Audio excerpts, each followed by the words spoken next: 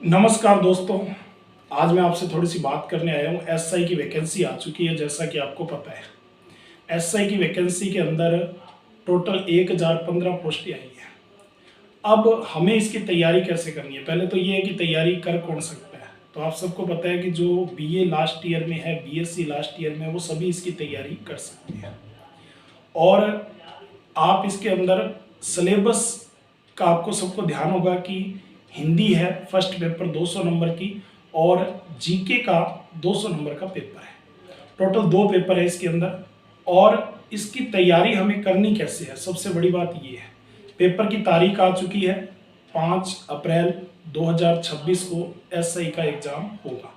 10 अगस्त से फार्म भरे जाएंगे। अब हमें करना क्या है इसकी तैयारी में? सबसे पहले तो देखो कि एक तो हमें बुक पढ़नी होगी कोई भी, ठीक है। तो उसके लिए मैं आपको रेफर करता हूँ, 2 बुक्स है। एक तो राघव प्रकाश सर की बुक है जो व्यवहारिक हिंदी के नाम से आती है, और एक अपने 9वीं से 12वीं तक की रचना व्याकरण वाली किताब आती है, वो आप पढ़ सकते हो। उन दोनों किताबों को अगर हिंदी के लिए तैयार करोगे तो अच्छे से हो जाएंगे। बाकी अपने यहाँ पे नोट्स करवाएंगे, वो आप पढ़ लो, उससे आपका पूरी तैयारी हो जाएगी।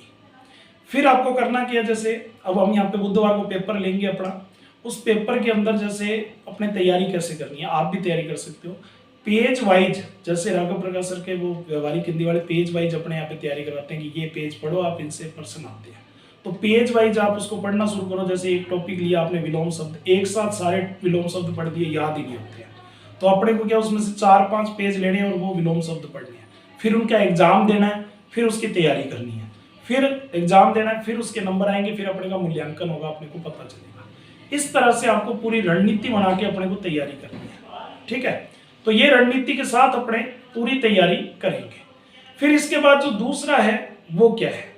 दूसरा पॉइंट इसमें ये है कि हिंदी की जो समझने वाली टॉपिक है, जैसे समास है, अपने संधि है ना, इन टॉपिकों को अपने समझ के करेंगे तभी आएगी। इसके लिए आप स्पेशली कोचिंग में आ सकते हो और पढ़ सकते हो। एक एक टॉपिक हिंदी का अपने तैयार करेंगे। फिर इसके बाद जो तीसरी बात है इसके अंदर वो क्या है? जैसे अब आपने संधि करी, संधि के आपको कई सारे उदाहरण कर लिए, टॉपिक समझ में आ गया, उसके बाद उसके प्रश्न उत्तर निकालो, ज्यादा से ज्यादा, अधिक से अधिक क्या निकालो, प्रश्न उत्तर निकाल लो। उससे आपको पता लग जाएगा कि मेरी किस टॉपिक में क्या कमी है और मेरा कौन सा टॉपिक बढ़िया चल रहा है। इस तरह से आप पूरा हिंदी के ऊपर फोकस करोगे तो हिंदी की तैयारी अपनी तैयार हो जाएगी। इन 3 बातों पर आप विशेष ध्यान दो, ठीक है दोस्तों। अब इसके बाद अपने सेकंड पेपर की बात करते हैं, जीके की। जीके के अंदर बहुत सारी चीजें हैं, जैसे राजस्थान जीके है, भारत जीके है ना, साइंस है, वो भी पढ़नी है अपने को। तो उनका एक एक करके अपने सब्जेक्ट वाइज तैयारी करो। अब आप इन चीजों की जब तैयारी करोगे, समय बांट लोगे अपना, 50-50% समय देना है, क्योंकि हिंदी को ज्यादा देना है, मैं कह रहा हूँ। उसके अलावा आपके अगर हिंदी में 200 में से 180 नंबर आ जाएंगे तो मैं ये मान के चलता हूं कि आप हिंदी में टॉपर हो जाओगे, ठीक है। ये बात है, ओके। अब देखो इसके बाद और अपने क्या बात करते हैं। तो यहां पर इन सब के अलावा भी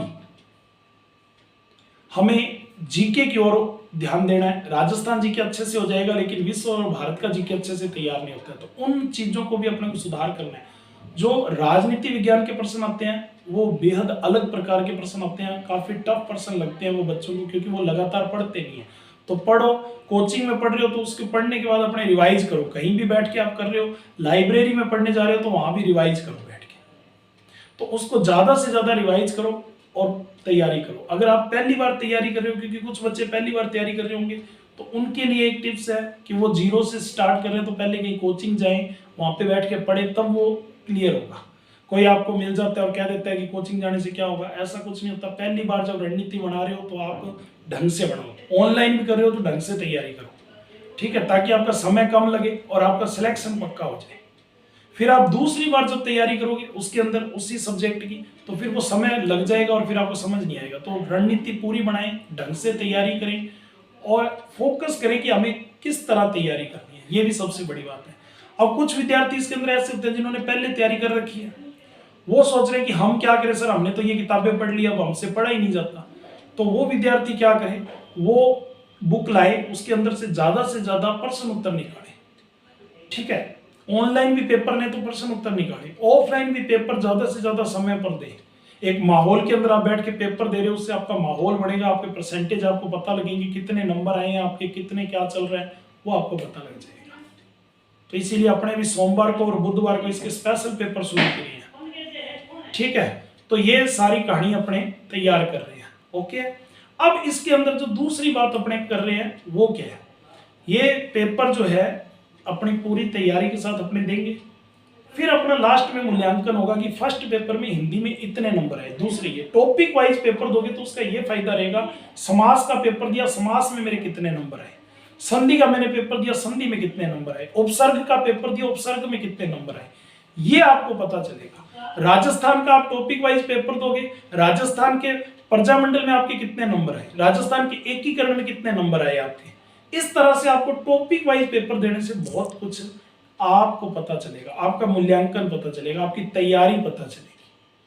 तो आप सारे इस तरह से इसकी तैयारी करो, चाहे वो एसआई की तैयारी कर रहे हैं, चाहे वो पटवारी की तैयारी कर रहे हैं, चाहे वो अदर कोई पेपर की कोई भी तैयारी कर रहे हैं, अपनी रणनीति इस तरह से बनाओ। अब घंटों से कुछ नहीं होता, कोई लोग 10 घंटे बैठ के पढ़ रहे हैं, कोई लोग 12 घंटे भी पढ़ रहे हैं, कोई लोग 20 घंटे भी पढ़ रहे होंगे आप में से, लेकिन वो व्यक्ति जो रेगुलर पढ़ेगा और रेगुलर अपनी तैयारी करेगा तो उसको पता लगेगा कि मेरे कहां पर कमी है। कई बार वो पढ़ता तो रहता है लेकिन वो मूल्यांकन करता ही नहीं है, टॉपिक वाइज टेस्ट ही नहीं देता अपना कि मैं कैसे टेस्ट दूं, कैसे मुझे पता लगे मेरा कौन सा टॉपिक अच्छा है, कौन सा टॉपिक कमजोर है। तो ज्यादा पढ़ने से कुछ नहीं होगा, रणनीति बनानी पड़ेगी आपको, उस रणनीति पर चलना पड़ेगा, फिर आपको पता लगेगा कितने नंबर आएंगे। अब जैसे अपने विद्यार्थियों में मैं बोल देता हूं कि एसआई में हमारी 5वीं रैंक आ गई स्टूडेंट की, इतनी रैंक आ गई, ये आ गई, या इस पद पर ये रैंक आ गई, तो वो क्यों आई, क्योंकि अपने उस रणनीति से चलते हैं, अपने विद्यार्थियों को बताते हैं एक एक चीज कि पहले ये करो, फिर इसके बारे में ये तैयारी करो, इसके अंदर ये चीज करो, है ना। टॉपिक वाइज एक एक चीज पर अपने फोकस करवाते हैं विद्यार्थी को। तो जैसे मैंने आपको बताया कि ये 2 बुक्स आप पढ़ लो, ऐसे आप लक्ष्य की बुक ला सकते हो, दक्ष की बुक ला सकते हो, कोई एक बुक लियो, मेरा कहने का मतलब ये है। और उस बुक्स के अंदर से आप उसको बार बार टॉपिक को रिवाइज करो, प्रश्न उत्तरों की बुक लियो, है ना, प्रश्न बैंक लियो, उसके अंदर से पढ़ो। और अगर आप यहाँ पे अनूपगढ़ में तैयारी कर रहे हो तो हमारे कोचिंग में आओ, आपको बेहतरीन तैयारी मिलेगी, सारे नोट्स वगैरह मिलेंगे और आपको अच्छे से तैयारी करवाई जाएगी। क्या चीज आपकी कमी है वो बताई जाएगी। हर सोमवार को, हर बुधवार को, गुरुवार को, शनिवार को पेपर होता है। उस पेपर के अंदर आपको पहले सिलेबस दिया जाएगा, शेड्यूल दिया जाएगा, उस शेड्यूल के अनुसार आप तैयारी करोगे। उससे आपको ये पता चलेगा कि हमारी कमी कौन सी है और हमारी बेहतरीन तैयारी कैसे चल रही है, हम किस टॉपिक को अच्छे से कर पा रहे हैं, किस टॉपिक को नहीं कर पा रहे हैं, क्यों नहीं कर पा रहे हैं, उसका कारण भी आपको पता लगेगा। फिर यहाँ पे सॉल्यूशन भी होगा, उसके बारे में बात भी करेंगे, बताया भी जाएगा, ये सब बातें होंगी।